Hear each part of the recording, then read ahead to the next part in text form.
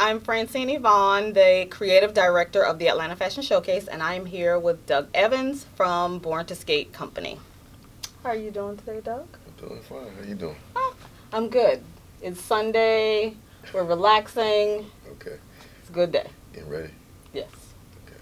Getting ready for the panel on diversity and inclusion in fashion on November 2nd. So we just wanted to kind of take some time, sit with you, and get some information, get some background information on who you are and about Born to Skate. Cool. Okay. Oh, yes, I'm ready. Okay, perfect. So I have some questions here for you. Okay. So tell everyone here who you are and exactly what Born to Skate is and what it's all about. Okay, my name is Doug Evans, CEO, founder of Born to Skate Company. Okay. And actually, Born to Skate is a lifestyle brand inspired by, skating. That's kind of where it started. That was the whole inception of the thought of Born to Skate when I first created it, because I had a lot of friends that skate. And, Okay. I kind of like that freedom that they enjoy and why they do the things that they do, the alleys and all that, just it was a cool art form to me. So I'm taking it in and pushing it beyond that now and really making it into a real fashion brand. Okay. Yeah. Now, do you skate? No. No. Okay. No. I tried once. Didn't really work out. Okay. Did you fall? Yeah. I fell. Okay. Real bad. But it was cool though. But again, I got a lot of friends. I watched them. I did other things besides the skating thing in that arena. So I just watched them, and I kind of, admired the things that they were capable of doing. Okay. So I just took it from my perspective, what I could give to the culture, and that was my fashion and my design sense. Okay. Because I looked at how they dressed and the things that they wore, and Okay. and just try to get them in some different options as opposed, to what the typical skater feel was. Okay. So you view skating, like you said, as an art form. Yeah. I think for me, it's a unique perspective to look at it for me, because I tend to look at things like they're art, and that's the approach I take when I get ready to do the things I do. How do I make this one piece like you would want to hang it on your wall, right? Okay. That thing something that somebody would cherish, they'd want to keep. I'm not throwing that out. I don't care if it's all holes and that can't fit. I'm gonna keep it because I like it the way it fits. I like what it says. Okay. The way it looks. So that's the thing I strive for. So are you focused on skaters only, or is it just for everyone? No, it's for everyone, and I think that's the misconception that people have about when you say skating line, they think it's just for that genre. The skaters, right? But the whole genre incorporates everybody, right? Everybody. If you look, you see so many different people wearing all kind of things from that world, right? So it doesn't really necessarily mean that thing, skate. Right. So that's even the whole. Even though we just had a discussion about that last week, so the whole even what we put out there now is like we don't even say that. It's not even like it's a fashion line. Okay. That just so happened to be called Born to Skate. Born to Skate. Okay. So it's truly diverse. Yeah. Okay. Perfect. Okay. So now tell me, how did you get interested and introduced to fashion? That happened this is kind of unique story, but I'll give you the short form. I was in advertising and have been in advertising for like 20-some years, right? So one of the companies that I was working for, there was a gentleman there, and he happened to be one of the head people at Wilson's Leather Goods. Okay. And there was a project that I ended up doing for him and his partner because they were going to do their own thing. And, they liked it, and me and the guy formed a relationship. So, so you're talking about this tall, white guy, gray beard, gray hair, wore cowboy boots every day, right? So me and him would just go kick it. So we go eat lunch and stuff like that. And then one day he asked me, he said, so, do you like advertising? And I was like, well, because for me, my mind works really fast and I get bored really easily. Really quickly. Once I get to a certain point with a thing, I was like, okay, I've mastered that, right? I don't, I got all the awards and accolades and type things, so what's the next thing? So he was like, well, have you ever thought about fashion? I was like, nah. I mean, at that point, I liked clothing and stuff like that. I never really even thought about going that way. Okay. So in talking to him, and he was like, well, yeah, he kind of convinced me. So I said, all right. So he asked me, so what he proposed to me was, he was like, and at that point, I didn't know that he was one of the major people at Wilson's Leather Goods, right? Okay. I just knew that he came in and they had a project and they wanted us to work on Mm-hmm. it. So he says to me in the conversation, so what do you think about Wilson's Leather Goods? And I was like, oh, it sucks, man. We want to go in that place. Like, you can't find nothing. It's all jumbled and all that kind of stuff. Mm-hmm. And then he was like, and then he told me who he was. And I was like, oh, shit. I said, well, and he was like, don't worry about it. I wanted your honest opinion. Mm-hmm. So a couple of weeks went by. And then we went to lunch again, and he said, well, look, I got a proposition for you. I said, okay, cool. He said, why don't you design me a whole collection, right? And along with that, show me how you think the store should look. I want you to revamp the whole store. Okay. I was like, oh. I was like, all right, okay, cool. Mm-hmm. He said, all right, so you got 3 weeks to, to get it to me. Right. So now at that particular time, the internet wasn't what the internet was. Mm-hmm. And to even figure out how to present, these things was, so I had to go do some research. I had to do a lot of research. Okay. And at that time, the only person that really showed you how things kind of looked was Russell Simmons. Okay. Fat Form, he had to show One Music and all that. Right. So watching all of that and kind of piecing it together, so I kind of like, all right, cool. So I started, that's why I learned bodies and CADs and all that stuff. Mm-hmm. So I learned from that. Now, again, it wasn't like it was now. Right. So I had to figure it all out, and I put it together. And then I had some friends that worked for Outcast Clothing and stuff like that. So I went to them, and they kind of showed me some stuff and gave me a bunch of things and said, hey, this will get you started. So I was like, oh, okay, cool, Okay. So I took it from there. I did it. I showed it to him. He was like, great, I love it. I'm gonna take it. And he had another partner who did store designs. So they took my designs and created the model for the stores. Oh, wow. Along with that. So that's how I got introduced into fashion. fashion. And you were doing advertising at that point. Yeah. Now, where were you living at during this time? Atlanta. In Atlanta. Mm-hmm.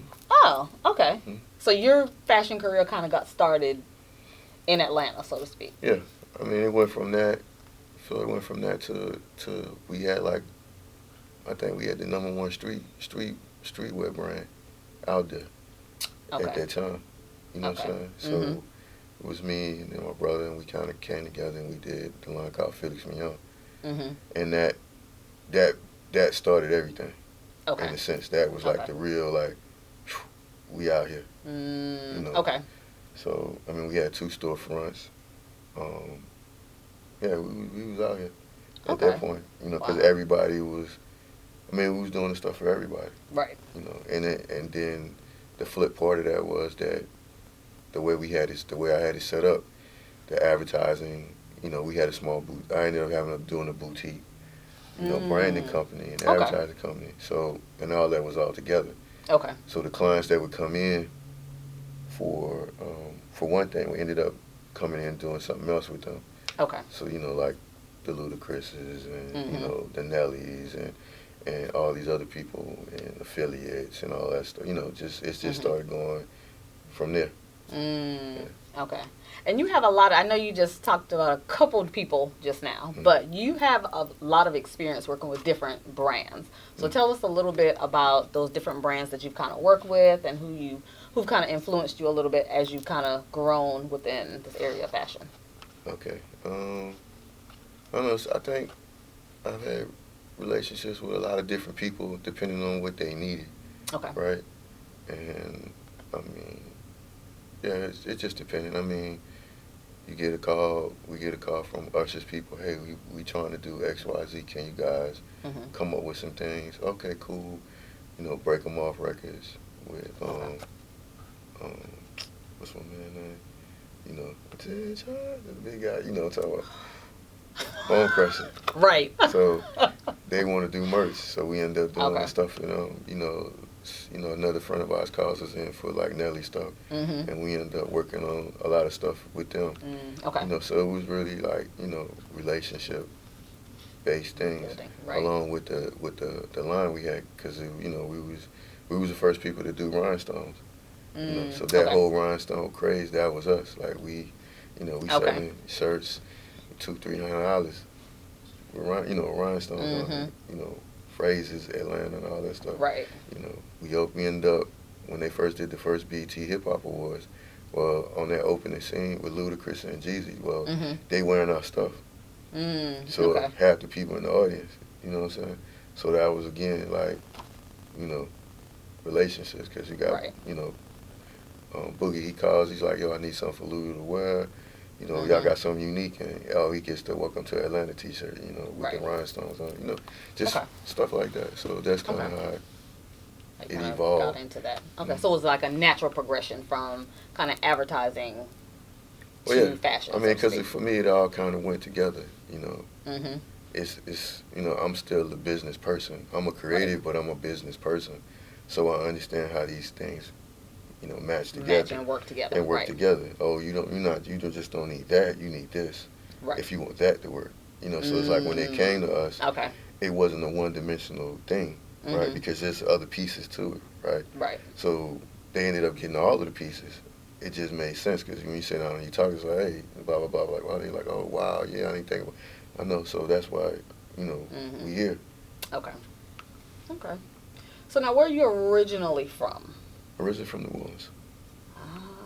And you came to Atlanta just to work? No, I came for school. I had a full scholarship to what was then the Atlanta College of Art, which is now SCAD. Okay. Okay, so you have that creative background from being at SCAD and working in business, advertising, and of course now fashion. Yeah. Okay. So why Atlanta? Why settle here in Atlanta for fashion? Because Atlanta is not the fashion capital. And I'm sure, as you know, because you talked about this a little bit, Atlanta has evolved in different ways. There's been, especially, let's say, for example, for those that know the city of Atlanta, when certain areas kind of first grew, there were, of course, multiple shops. But those shops have kind of dissipated and they've kind of disappeared. Of course, now we have Lenox and Phipps, those high-scale things. But there's no individual brand, so to speak. So tell me, why settle in Atlanta for fashion? Why not New York? Why not LA? Why not any other city? Well, my initial induction to Atlanta was, I had a couple different offers from different people when I got ready to go to school. Okay. And for me, it was like Atlanta was the best offer for me. Okay. So that's why I ended up coming here. I mean, I was going to do what I was going to do regardless. Right. So I could have been in Timbuktu and we still, we in here making clothes. You still do what you're going to do. Yeah, we're going to do what we're going to do. So it was just the best offer for me. Okay. And I've always been the person I can make the best out of whatever. Okay. And then West New York is just a plane ride away. West LA is a plane ride. If you want it, then you're going to go do it, right? True. Nothing's going to really stop you.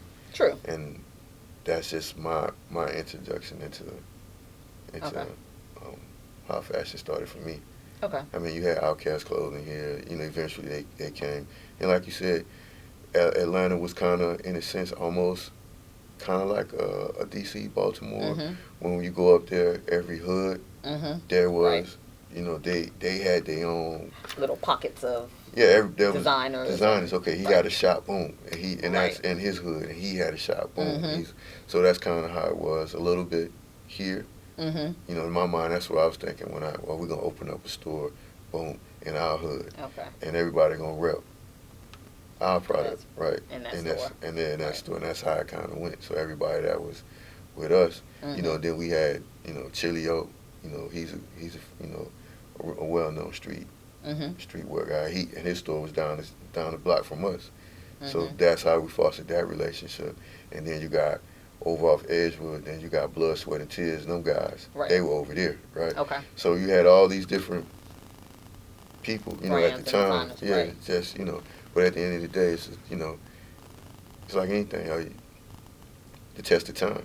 You got to be able to withstand whatever's coming. And can you? You know what I'm saying? Can you reinvent yourself? Can you move it to the next level, right? Right. That's like anything. Now, do you feel like you and Born to Skate have withstood the test of time? Yeah, I think so. I mean, it's been since 2011 that I had the brand. It's you're talking about 2019 now, so it's it started 2011, and it started out. Roller skate started out with 2 other brands, right? And then we ran for about 2 or 3 years, and then I just took that.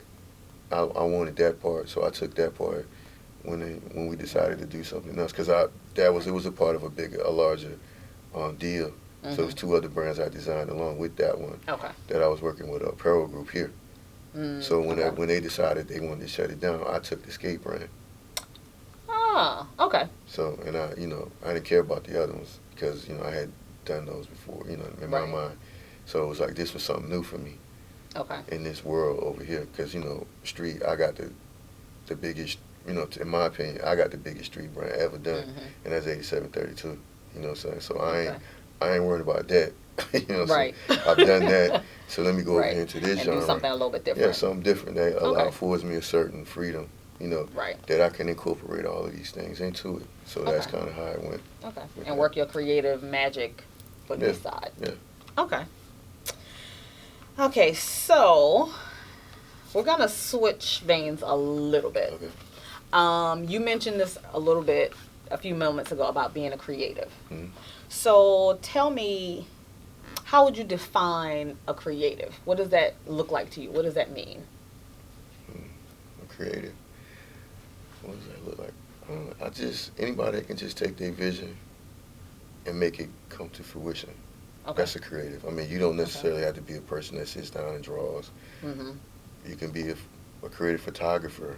You can be a creative, spokesperson. You can be a creative.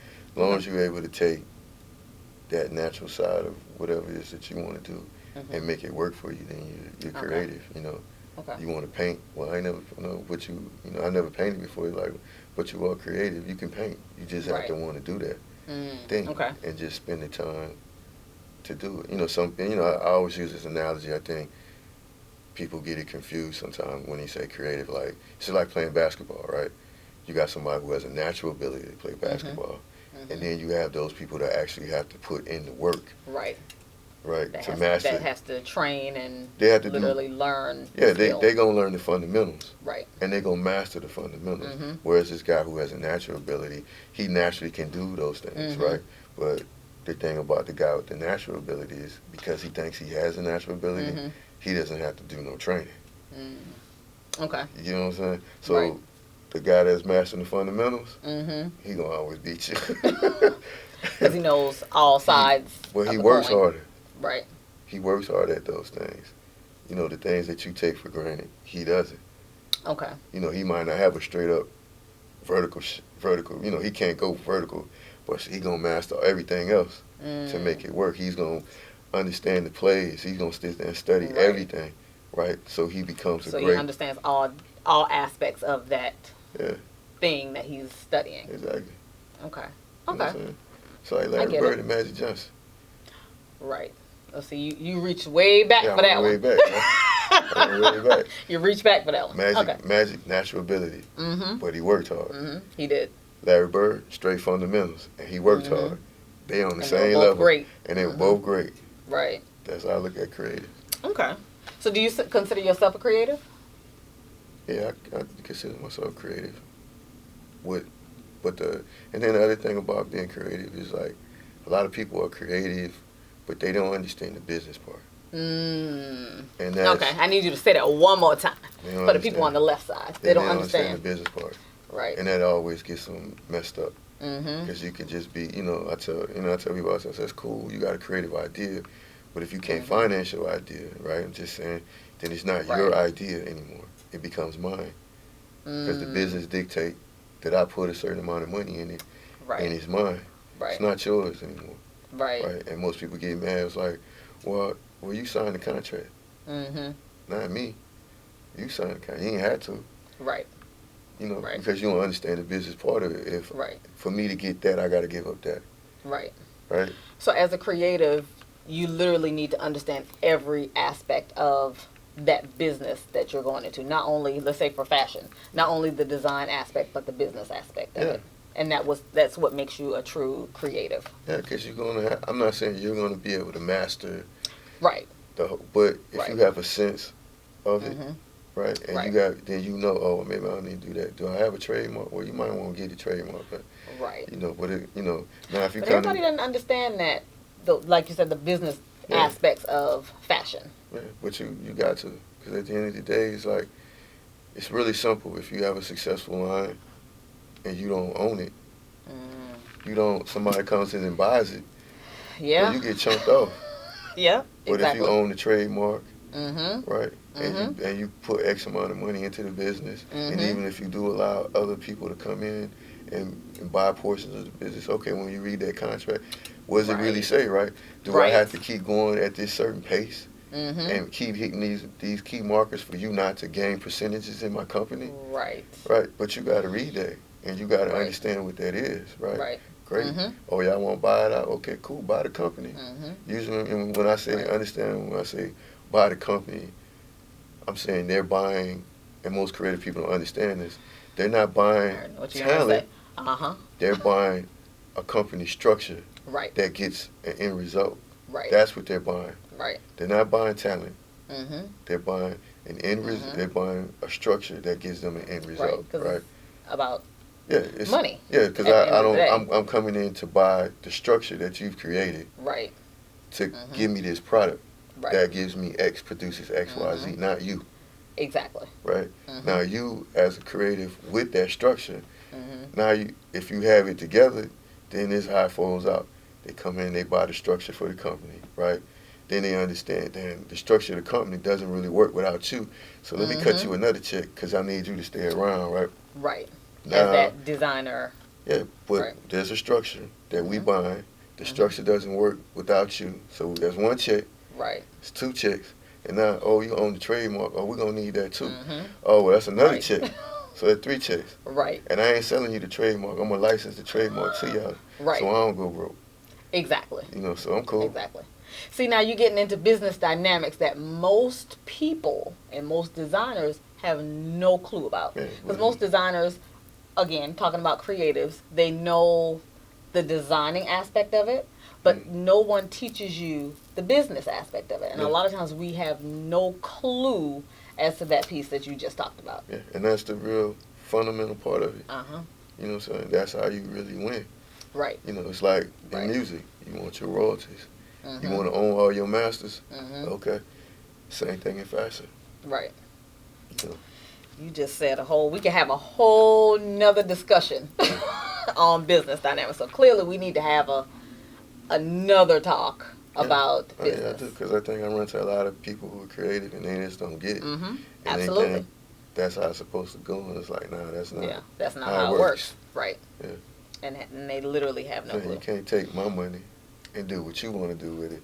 And think Right. you own 100%. And I'm like, it don't work like that. If I Right. give you $50,000 and you ain't got no money, Mm-hmm. I own 90% to 95% of that situation because I'm the person that's got to keep pumping the money into it. Exactly. Now, if you come to the table and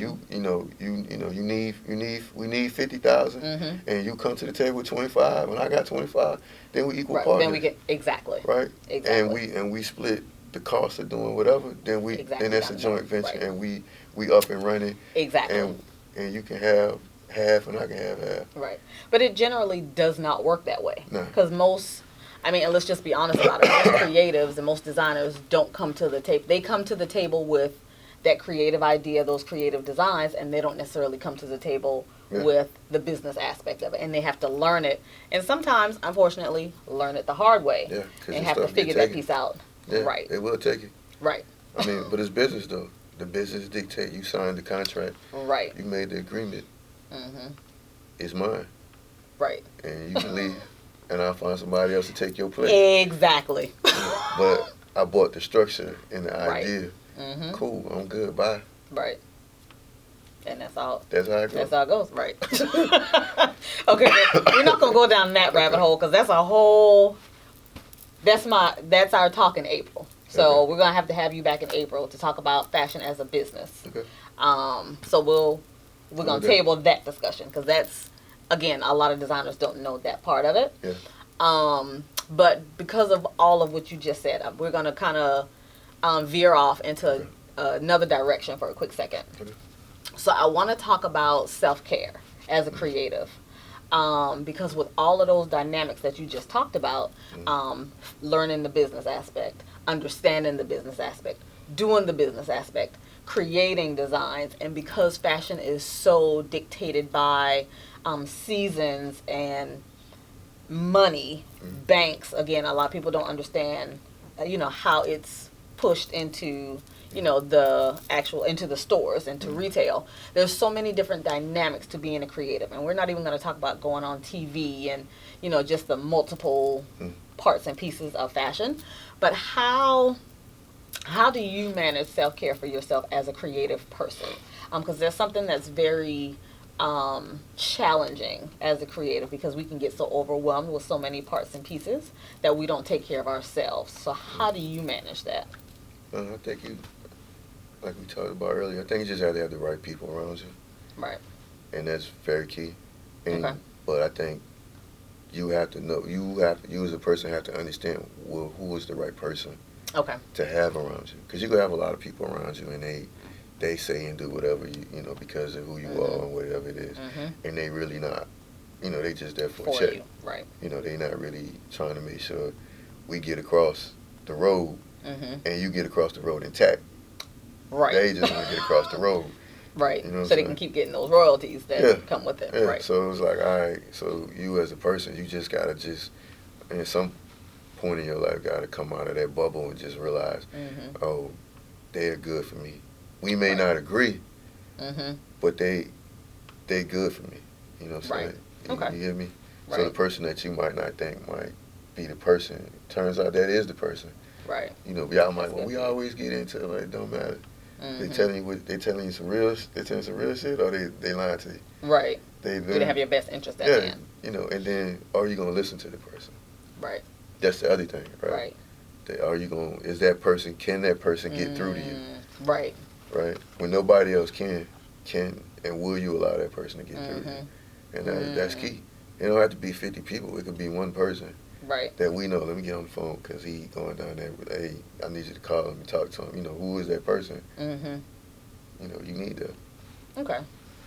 So if someone doesn't have that one person, because again, in the midst of the business, especially as we kind of grow and get, whether it's bigger, and bigger doesn't necessarily mean being on the level of like Kanye. Bigger may mean for an individual getting into a store or, making certain clothes for, customers. So how do you know when you have that person around you, that one person? How do you find that person? How do you know, or how can you identify who that person is in your life? I don't know. I think it's different for everybody. It's not going to be the same thing for me as it is going to be for you. It may not be a person. It may be something that you do. Whatever can put you in that space to bring you back. That's what you might need to do. Okay.